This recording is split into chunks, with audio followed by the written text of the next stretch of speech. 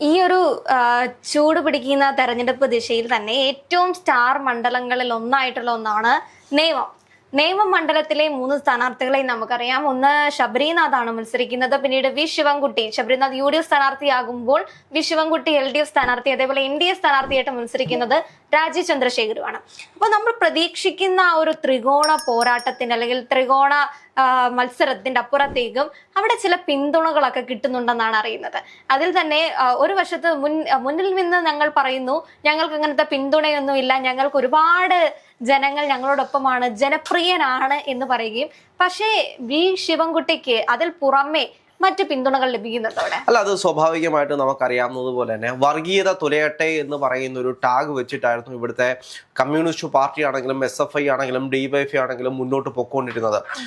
വർഗീയ സംഘടനകളുടെ ഒന്നും വോട്ടുകൾ വേണ്ട എന്ന് പറയുന്ന സാഹചര്യം കേരളത്തിൽ ഉണ്ടാകുമെന്നാണ് നമ്മൾ കരുതിയത്. പക്ഷെ അങ്ങനെയല്ല. ഇപ്പോൾ മുഖ്യമന്ത്രി പിണറായി വിജയനും SDPയുമായിട്ട് കൃത്യമായിട്ട് ഡീല് നടക്കുന്നുണ്ട് എന്ന് നമ്മുടെ VD സതീശനാണ് പറഞ്ഞത്. ഇവര് എതിർത്തിട്ടുണ്ടായിരുന്നല്ലോ അല്ലേ? അതെ അതെ, ഡീലുകൾ ഞങ്ങളല്ല. അല്ല, പിണറായി വിജയൻ പറഞ്ഞത് VD സതീശന് രാവിലെ കട്ടിൽ നിന്ന് എണ്ണീറ്റ് കഴിഞ്ഞാൽ അപ്പോൾ തന്നെ ഡീലിനെ പറ്റിയുള്ള ഓർമ്മകൾ മാത്രമാണ്, അതുകൊണ്ടാണ് അദ്ദേഹം എന്തെങ്കിലുമൊക്കെ വായിൽ തോന്നുന്നത് വിളിച്ചു പറയുന്നതെന്നാണ് പറഞ്ഞത്. പക്ഷെ അങ്ങനെയല്ല. തിരുവനന്തപുരത്തേക്ക് നമ്മൾ വരികയാണെങ്കിൽ രാവിലെ തൊട്ട് ഈ ഉച്ച വരെ പിണറായി വിജയനും ഇവിടുത്തെ CPM-ഉം മൊത്തത്തിൽ പറഞ്ഞുകൊണ്ടിരുന്നത് ഞങ്ങൾ ആരുടെയും വോട്ട് വാങ്ങിക്കുന്നില്ല, ഒരു വർഗീയ സംഘടനയുമായിട്ട് ഞങ്ങൾക്കൊരു ബന്ധവുമില്ല എന്ന് പറഞ്ഞു വെക്കുന്ന സാഹചര്യത്തിലാണ് SDPയുടെ സംസ്ഥാന പ്രസിഡന്റ് ഒരു വാർത്താ സമ്മേളനം നടത്തിയിട്ട് പറഞ്ഞത് നേമത്ത് വി ശിവൻകുട്ടിക്ക് പിന്തുണ പ്രഖ്യാപിച്ചത് LDF ആവശ്യപ്പെട്ടതിന്റെ അടിസ്ഥാനത്തിലാണ് എന്ന് പറയുന്നൊരു സാഹചര്യം. CPI ലത്തീഫ് ആണ് അവരുടെ സംസ്ഥാന പ്രസിഡന്റ്, അദ്ദേഹമാണ് വാർത്താ സമ്മേളനം നടത്തിയിട്ട് പറഞ്ഞത്. LDF പറഞ്ഞതുകൊണ്ടാണ് ഞങ്ങൾ അവർക്ക് പിന്തുണ പ്രഖ്യാപിച്ചത്. LDF പറഞ്ഞത് എന്താണ്? വർഗീയ സംഘടനകളുടെ ഒന്നും വോട്ട് വാങ്ങിക്കത്തില്ല, ഞങ്ങളൊരു വർഗീയ സംഘടനയല്ല എന്ന് SDPI തന്നെ പറയുന്ന ഒരു സാഹചര്യത്തിലേക്ക് പോയി. എന്നിട്ട് അദ്ദേഹം വിമർശിക്കുന്നത് നമ്മുടെ പ്രതിപക്ഷ നേതാവായിട്ടുള്ള VD സതീശനാണ്. മഞ്ചേശ്വരത്ത് നിങ്ങൾക്ക് വോട്ട് വേണോ വേണ്ടോ എന്ന് VD സതീശൻ നിലപാട് തിരുത്തി കഴിഞ്ഞാൽ മാത്രമേ ഞങ്ങൾ മുന്നോട്ട് പോകൂ എന്ന് പറയുന്ന ഒരു സാഹചര്യം. അത് VD സതീശനെ ഭീഷണിപ്പെടുത്തുകയാണ്. ഞങ്ങളുടെ വോട്ട് വേണോ, മഞ്ചേശ്വരത്ത് നിങ്ങൾക്ക് വോട്ട് വേണോ, അങ്ങനെയാണെങ്കിൽ VD സതീശന്റെ നിലപാട് തിരുത്തണം എന്ന് പറയുന്ന ഒരു സാഹചര്യം. പക്ഷേ കമ്മ്യൂണിസ്റ്റ് പാർട്ടി സംബന്ധിച്ചൊന്ന് ആലോചിച്ച് നോക്കൂ. നമുക്കറിയാവുന്നതുപോലെ അഭിമന്യുവിനെ ഈ കേരളത്തിലെ ജനങ്ങളൊന്നും മറന്നു കാണില്ല. അഭിമന്യുവിന്റെ മരണം എന്ന് പറയുന്നത് ക്യാമ്പസ് ഫ്രണ്ടിന്റെ കയ്യിൽ നിന്നായിരുന്നു. അഭിമന്യുവിനെ കുരുതി കൊടുത്തതാണ് എന്ന് ഒരു വശം പറയുമ്പോഴും അഭിമന്യുവിന്റെ പേരിൽ ഒരുപാട് ബോർഡുകൾ ഉയർന്നിരുന്നു, വർഗീയത തുലയട്ടെ എന്ന് പറയുന്നത്.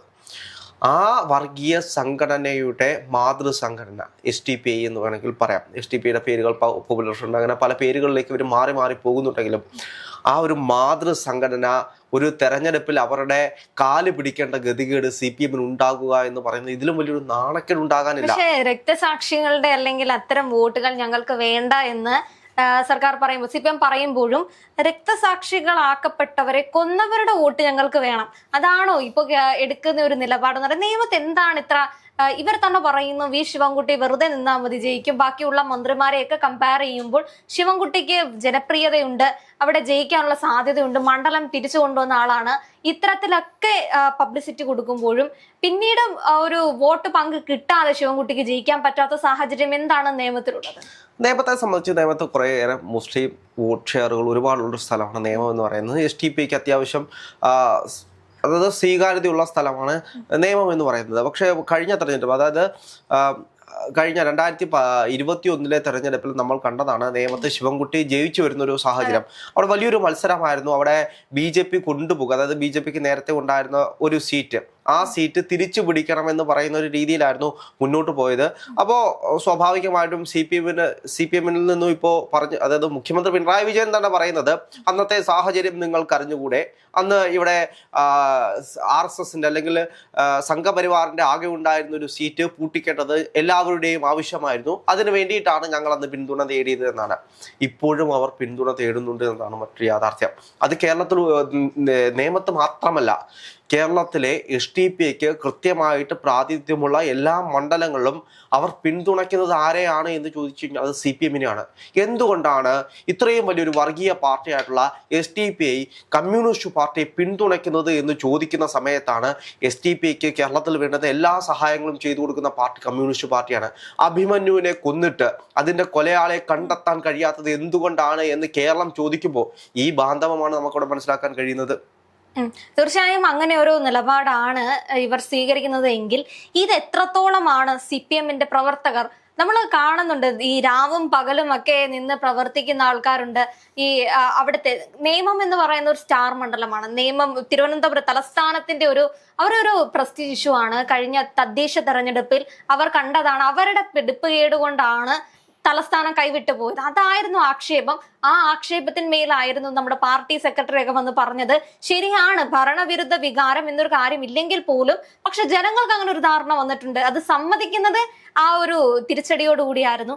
പക്ഷെ എന്നിട്ട് പോലും അത്രയധികം പ്രവർത്തകർ അവിടെ ചെയ്യുമ്പോൾ ഈ സൈഡിൽ കൂടെയുള്ള ഇത്തരം രീതികൾ അത് എത്രത്തോളമായിരിക്കും അവിടുത്തെ പ്രവർത്തകരിൽ ഈ വിമത നീക്കം എന്നൊക്കെ പറയുന്നത് വെറുതെ അങ്ങ് ഉണ്ടാവുന്നൊന്നുമല്ല. പ്രവർത്തകരുടെ മനസ്സിൽ ഇതുണ്ട്. അഭിമന്യുവിനെ ഈ സഖാക്കന്മാർക്കൊന്നും മറക്കാൻ കഴിയില്ല. അത് ഇപ്പോൾ നമുക്കറിയാം, കമ്മ്യൂണിസ്റ്റ് പാർട്ടിയെ സംബന്ധിച്ച് കമ്മ്യൂണിസ്റ്റ് പാർട്ടിയുടെ റിക്രൂട്ട്മെന്റ് ഏജൻസികളായിട്ടാണ് DYFI ആണെങ്കിലും SFI ആണെങ്കിലും മഹിളാ സംഘങ്ങളാണെങ്കിലും ബാലജന സഖ്യങ്ങളാണെങ്കിലും ഇതെല്ലാം പ്രവർത്തിക്കുന്നത് അവരൊരു റിക്രൂട്ടിംഗ് ഏജൻസി ആയിട്ട് മാത്രമാണ്. അപ്പോൾ സ്വാഭാവികമായിട്ടും അഭിമന്യു എന്ന് പറയുന്നത് കേരളത്തിലെ കമ്മ്യൂണിസ്റ്റ് പാർട്ടി, ഇന്ന് കാണുന്ന കമ്മ്യൂണിസ്റ്റ് പാർട്ടിയിലെ ധീരനായ ഒരു രക്തസാക്ഷിയായിട്ടാണ് അവർ കണക്കാക്കുന്നത്. വർഗീയതയുടെ പേരിൽ ജീവിതം അവസാനിപ്പിക്കേണ്ടി വന്നൊരു ചെറുപ്പക്കാരൻ, അങ്ങനെയാണ് ടാഗ് ലൈൻ കൊടുക്കുന്നത്. അഭിമന്യുവിന് വേണ്ടി കോടികൾ പിരിച്ച കഥയൊന്നും ഞാൻ പറയുന്നില്ല. പക്ഷെ അതിനപ്പുറത്തേക്ക് നമ്മൾ ശ്രദ്ധിക്കേണ്ട കാര്യം എന്ന് വെച്ച് കഴിഞ്ഞാൽ ഇവിടെ കമ്മ്യൂണിസ്റ്റ് പറയും, അതായത് പിണറായി വിജയൻ പറയുന്നു ഞങ്ങൾക്ക് ഡീലില്ല എന്ന് പറയുമ്പോഴും ഡീലുണ്ട് എന്ന് SDPI കൃത്യമായിട്ട് പറയുന്നുണ്ട്. SDPI പത്രസമ്മേളനം നടത്തിയാണ് പറയുന്നത്.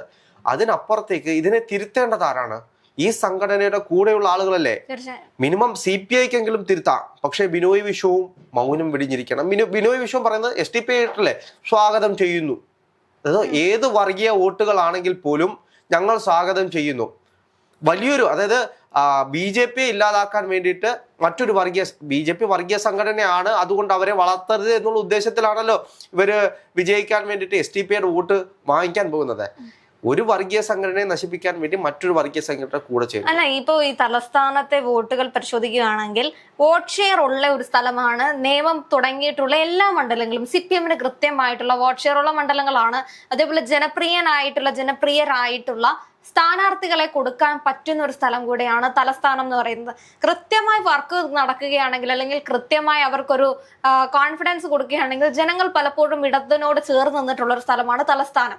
ഒരുപാട് സീറ്റുകൾ പിടിക്കാൻ സഹായിച്ചിട്ടുള്ള അങ്ങനെ ഒരു സ്ഥലത്ത് ഇത്തരം ഒരു ഈ വോട്ടിന് വേണ്ടിയിട്ട് വർഗീയത, ഇപ്പുറത്ത് ഞങ്ങൾ വർഗീയത ഇല്ല എന്ന് പറയുകയും അപ്പുറത്ത് ഞങ്ങൾ വർഗീയതയെ കൂടെ ചേർത്ത് നിർത്തുന്ന ഒരു നിലപാട്, ഈ ഒരു ഇരട്ട നിലപാട് സ്വീകരിക്കുമ്പോൾ ഇത് എത്രത്തോളം സഹായിക്കുമെന്നാണ് പറയുന്നത്. കാരണം അവിടെ SDPIയുടെയും അല്ലെങ്കിൽ SDPIയുടെ വോട്ട് വന്ന് ചേരുമ്പോൾ വോട്ട് ചോരാൻ പോകുന്നത് CPM-ന്റെ വോട്ടുകളായിരിക്കും. ആ പോകുന്ന ജനങ്ങൾ ഇതെല്ലാം കാണുന്നുണ്ടെന്നേ. ഈ കാണുന്ന ജനങ്ങളെല്ലാം അവർക്ക് കൃത്യമായിട്ട് അറിയാം ഇവിടെ എന്താണ് സംഭവിച്ചുകൊണ്ടിരിക്കുന്നത്. ഇവർ പറയുന്ന ഇവരുടെ ഓരോ പ്രസ്താവനയിലും ജനങ്ങൾ വിലയിരുത്തുന്നുണ്ട്. കമ്മ്യൂണിസ്റ്റ് പാർട്ടിയെ ഓരോ ജനങ്ങളും വിലയിരുത്തുന്നില്ലേ? അവരുടെ ഓരോ നിലപാടിലും കൃത്യമായിട്ട് ഇവിടെ വിമർശനങ്ങൾ ഉണ്ടാകുന്ന സാഹചര്യത്തിൽ ജനങ്ങൾ ശ്രദ്ധിക്കും എന്തുകൊണ്ടാണ് ഇവർ SDPIയുടെ വോട്ട് വേണ്ട എന്ന് പറയാത്തത്. ഇവരാരും വേണ്ട എന്ന് പറയുന്നില്ല. പൊതുവെ ഉള്ള ഒരു രീതി അനുസരിച്ചാണെങ്കിൽ ഇപ്പോ എന്നെ ഒരാള് സപ്പോർട്ട് ചെയ്യുക, ഇപ്പൊ അങ്ങനെയാണല്ലോ SDPI പറഞ്ഞത്, വേണമെന്ന് ആവശ്യപ്പെട്ടിട്ടാണ് സപ്പോർട്ട് കൊടുക്കുന്നത്. അല്ലാതെ ഇവർ പറയുന്ന പോലെ ഞാൻ ഇന്നാ പിടിച്ചോ എന്ന് പറഞ്ഞ് അങ്ങോട്ട് കൊണ്ട് കൊടുക്കുന്നതൊന്നുമല്ല. നിങ്ങളുടെ സപ്പോർട്ട് നമുക്ക് ആവശ്യമാണ്, അതുകൊണ്ടാണ് ഇപ്പോ അല്ല. എന്നിട്ട് അവർ പറയുന്നുണ്ട്, മുഖ്യമന്ത്രി പറഞ്ഞത് വർഗീയ സംഘടനകളുടെ വോട്ടുകൾ ഞങ്ങൾ വാങ്ങിക്കുന്നില്ല എന്നാണ്. SDPI അത് തന്നെ എടുത്തു പറയുന്നുണ്ട്, ഞങ്ങൾ വർഗീയ സംഘടനയല്ല, അതുകൊണ്ട് ഞങ്ങൾക്ക് വോട്ട് കൊടുക്കുന്നുണ്ട്, കുഴപ്പമില്ല. അപ്പോൾ SDPI വർഗീയ സംഘടനയല്ല എന്ന് SDPI തന്നെ പ്രഖ്യാപിച്ചു. അതാണ് കേരളത്തിൽ ഇപ്പോൾ സംഭവിച്ചുകൊണ്ടിരിക്കുന്ന ഒരു രാഷ്ട്രീയ SDPI ഒരു വർഗീയ സംഘടനയല്ല എന്ന് അവർ തുറന്നു പറഞ്ഞ സ്ഥിതിക്ക് അപ്പൊ ആ വോട്ടുകൾ സ്വീകരിക്കുന്നതിൽ CPM-ൽ പ്രത്യേകിച്ച് പ്രത്യയശാസ്ത്രം അനുസരിച്ച് പ്രശ്നങ്ങളൊന്നും നേരിടുന്നില്ല. അപ്പോ ബാക്കിയുള്ള ഘടകകക്ഷികളുടെ ഒക്കെ വോട്ട് ഞങ്ങൾ സമാഹരിക്കുന്ന കൂട്ടത്തിൽ തന്നെ SDPIയുടെ വോട്ടോട് കൂടി തന്നെ നിയമത്ത് ശിവൻകുട്ടി ഓൾറെഡി PDP എന്ന് പറയുന്ന സംഘടന വരെ CPM-ന്റെ കൂടെയാണുള്ളത്. PDP-യെ പറ്റി നമുക്ക് കൃത്യമായിട്ട് അറിയാം. ഇപ്പോൾ എനിക്കൊന്ന് തൃത്താലയിൽ നിന്നൊരു പോസ്റ്റ് ഞാൻ ഇന്ന് ഫേസ്ബുക്കിൽ കണ്ടു. തൃത്താലയിൽ PDP പിന്തുണയോടെ മത്സരിക്കുന്ന MV രാജേഷ് എന്ന് പറയുന്ന ഒരു ഫ്ലെക്സ് ബോർഡ് PDPക്കാർ വെച്ചതാണ്. അപ്പോൾ സ്വാഭാവികമായിട്ടും ഇത്തരത്തിലുള്ള ആളുകളുടെ വോട്ട് വാങ്ങിച്ചുകൊണ്ടാണ് ഇവിടുത്തെ കമ്മ്യൂണിസ്റ്റ് പാർട്ടി മുന്നോട്ട് പോകുന്നത്. ഒന്നും ആലോചിച്ച് നോക്കോ, PDP പിന്തുണയോടെ മത്സരിക്കുന്ന MV രാജേഷ് എന്ന് പറഞ്ഞൊരു പോസ്റ്റ് വരിക, ഫ്ലെക്സ് വരിക. അപ്പോൾ സാമൂഹ്യ മാധ്യമങ്ങളെല്ലാം വൈറലായിക്കൊണ്ടിരിക്കുക. അപ്പോൾ PDP പിന്തുണ കൊടുക്കുന്നത് ഇവർക്കാണെന്ന് അറിയാം. അതേപോലെ തന്നെ ഇപ്പോൾ SDPI പിന്തുണ കൊടുക്കുന്നതും CPM ആണെന്ന് കേരളത്തിലെ ജനങ്ങൾക്കറിയാം.